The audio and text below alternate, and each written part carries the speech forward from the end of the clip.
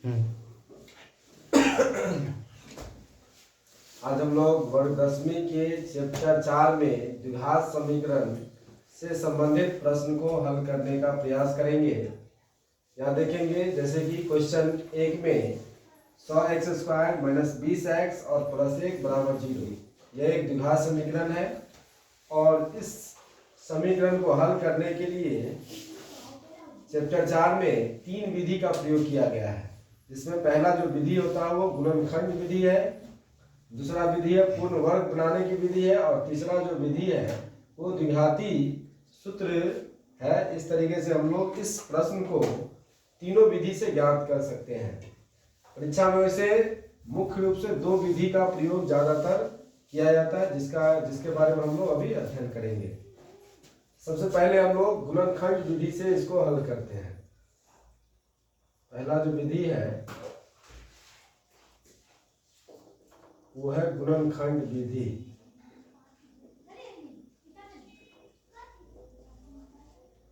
गुणनखंड विधि में कैसे हल करेंगे? प्रश्न कितना है? 100x² minus 20x plus 1। यहाँ पे माइनस 20x है। माइनस 20x को हम लोग 2 टर्म में तोड़ते हैं।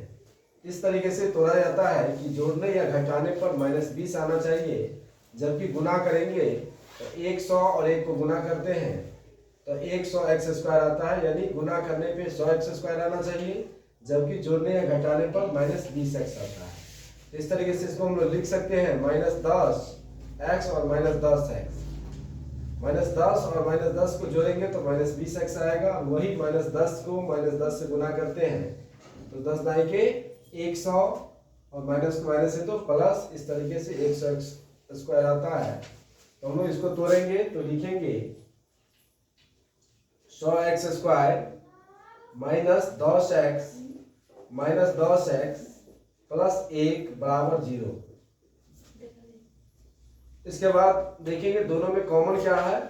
यहाँ पे ये भी, इसमें भी 10 है, इसमें भी 10 है, x इसमें भी है, x इसमें भी है, तो दोनों में से हम लोग कॉमन लेंगे तो 10x, यहाँ 10x कॉमन मतलब 10x इसमें भाग देते हैं तो बचता है 10 और x, तो यहाँ भी 10x से भाग देंगे तो पूरा कट जाएगा, अर्थात 1 बचेगा। फिर यहाँ दोनों में देखेंगे कुछ भी कॉमन नहीं है तो माइनस 1 कॉमन है। यदि दोनों, यहाँ पे 2 पद हैं, एक ये और एक ये, जब यदि दोनों में कुछ कॉमन न हो तो निश्चित तौर पे 1 न 1 होता ही है। तो यहाँ पे माइनस 1 यहाँ पे कॉमन लेंगे तो माइनस 1 से 10 में भाग देंगे तो माइनस प्लस बचेगा यहाँ पे 10x, और यहाँ भी माइनस 1 से भाग देंगे तो यहाँ बचेगा माइनस 1 बराबर 0।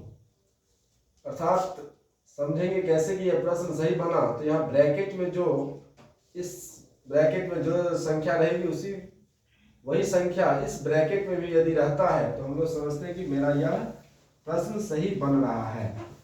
इससे आगे आएंगे तो जो बाहर में है जैसे 10x और माइनस 1, इसको भी हम लोग एक ब्रैकेट में रखेंगे तो 10x माइनस 1, बाहर वाले को एक ब्रैकेट में, और अंदर जो 2 ब्रैकेट में है उस दोनों में से किसी एक का हम लोग ब्रैकेट में रखते हैं। इस तरीके से यहाँ पे 0, पुनः आगे हल करेंगे तो 10x माइनस 1 बराबर 0, फिर इस 10x माइनस 1 बराबर 0 होता है। 10x माइनस 1 बराबर 0, फिर यहाँ पे 10x माइनस 1 बराबर 0।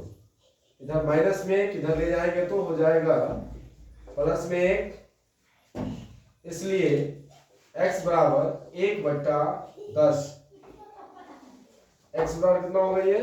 1/10। इसी प्रकार से इसको हल करेंगे तो 10x बराबर 1, इसलिए यहाँ भी लिखेंगे x बराबर 1/10। अतः लास्ट में लिख सकते हैं, अतः मूल बराबर, मूल कहेगा निकालने के लिए, या तो 0 कहेगा ज्ञात करने के लिए, या तो कहेगा गुणनखंड विधि से इस समीकरण को हल करने के लिए, तो भी हम लोग अंत में यहाँ लिखेंगे अतः मूल बराबर 1/10 और दूसरा भी 1/10। यानी यहाँ दोनों का दोनों जो मूल है या शून्यक है, दोनों क्या आया यहाँ पे समान आता है। इस तरीके से हम लोग गुणनखंड विधि से इस समीकरण को हल कर सकते हैं इसी प्रकार से। यदि प्रश्न यही रहे या कोई दूसरा प्रश्न रहेगा और यदि द्विघाती सूत्र से गहरता ज्ञात करने के लिए तो हम लोग इस तरीके से हल करेंगे। प्रश्न जैसे यही प्रश्न हम लोग ले लेते हैं 100 x स्क्वायर माइनस 20x और प्लस 1 बराबर 0। यहाँ पे देखेंगे a का मान कितना है 100 है, b का मान कितना है -20 है और c का मान कितना है 1 है। सबसे पहले द्विघाती सूत्र से हल करने के लिए कहा जाता है तो हम लोग d का वैल्यू निकालते हैं। d बराबर b स्क्वायर माइनस 4ac जिसे हम लोग विवेचक कहते हैं। b का वैल्यू कितना है यहाँ -20 का स्क्वायर -4, a का वैल्यू यहाँ पे 100 और c का वैल्यू 1।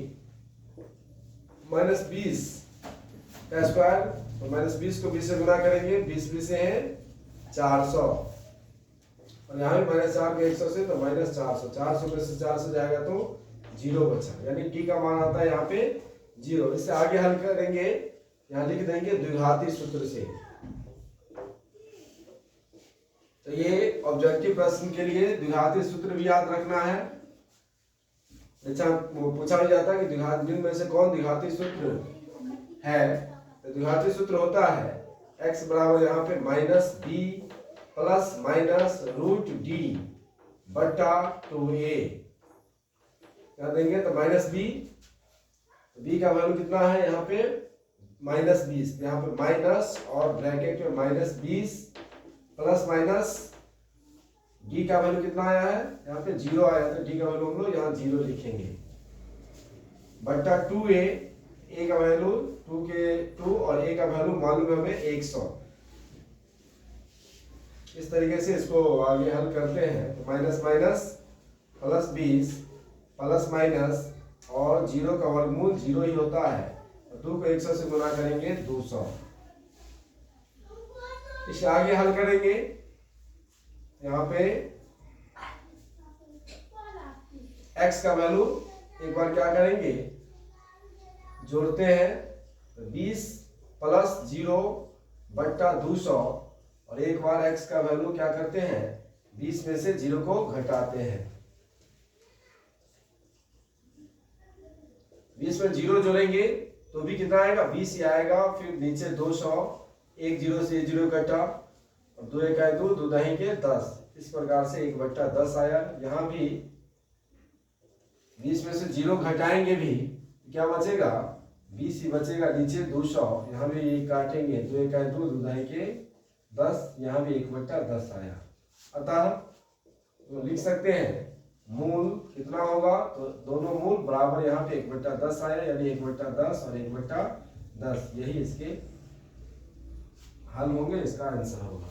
इस प्रकार से हम लोग द्विघात समीकरण को दो विधि से निश्चित तौर पे याद रखना है या समझना है कि इस तरीके से हम लोग गुणनखंड विधि से इसको हल करेंगे। और यदि इसी प्रश्न को द्विघाती सूत्र से हल करने के लिए कहा जाए इस तरीके से हम लोग इसको बनाएंगे। साथ ही ये सूत्र द्विघाती सूत्र याद रखना है निश्चित तौर पे, और यहाँ पर जो विभक्तर का सूत्र है वो भी याद रखना है।